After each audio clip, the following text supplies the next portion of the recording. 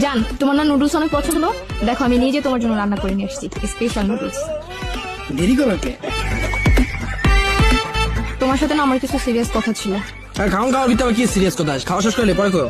জান, আমি তোমাকে অনেক ভালোবাসি। এটা আমার নতুন কি? তুমি আমার ভালোবাসো, আমি তোমার ভালোবাসি। আমার বাবা মা না আমার বিয়ে ঠিক করছে। তো সমস্যা কি? মানা করে দাও। না জান, আমি আমার বাবা মাকে কষ্ট দিতে পারবো না। আবার বাবা মার পছন্দে বিয়ে করে সংসার করবো, সেটা দেখে তুমি কষ্ট পাবা, তা সহ্য করতে পারবে না।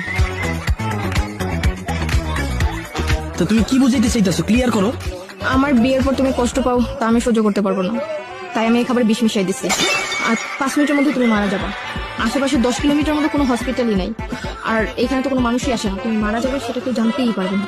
তাই তোমার মৃত্যুর দায়ভার আমার ঘাড়েও আসবে না। আর এই যে দেখতেছো না কবরস্থান, এখান থেকে শিয়াল টেল আইসা তোমার এমনি কবর ঢুকাই ফেলবে। তুই কি কইতাছস? তুই আমার বাচ্চা হাসপাতালে নিয়ে চল। বাচ্চা আমার। তুমি কি বলতেছো? তুমি বলবন করতেছো গান? আমি না তোমার জান। তোর এখন ভাই বোন মা বাপ সব এখন তুই আমার হাসপাতালে নিয়ে চল। আমি বাঁচতেছি রে ভাই। জান, তুমি না বলছিলে তুমি আমার জন্য মরতেও রাজি? আরে ভাই ওটা তুমি কইছি, আমি কি কইছি দেখে মরতে হইব নাকি? বয়ফ্রেন্ড গার্লফ্রেন্ডে কত কিছু কয়। তুই আমার হাসপাতালে নিয়ে চল, বুকটা চলতেছে রে ভাই।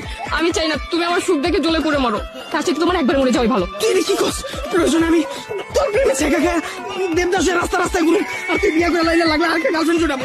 তুই আমার ভাই হাসপাতালে নিয়ে চল রে ভাই। আমার বুক জ্বলতেছে, গলা জ্বলতেছে রে ভাই। আমি বাঁচতেছি রে ভাই। না জান, তুমি এটা করতে পারবে না। আমি তো তোমারে চিনি, তুমি আরেকটা গার্লফ্রেন্ড বানাবা ইম্পসিবল। তুমি আমাকে অনেক ভালোবাসো, আমি জানি।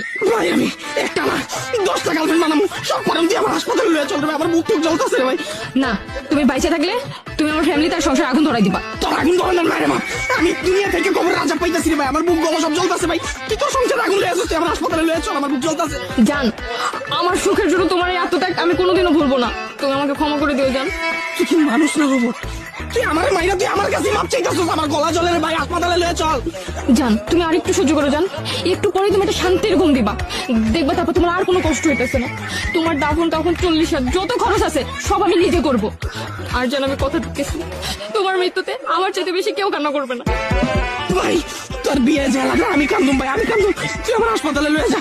আমি এখন বুঝতেছি পোলাপান প্রেম করে ছেঁকা খেয়ে যখন আত্মহত্যা করতে যায়, কি লেগে ওরা বাঁচতে চায় না ভাই। আমি বাঁচতে চাই, তুই আমার হাসপাতালে লয়ে চল। আরে জান, তুমি তো আত্মহত্যা করতেছো না, তুমি তো আমাদের ভালোবাসার জন্য নিজের জীবন বিসর্জন দিতেছো।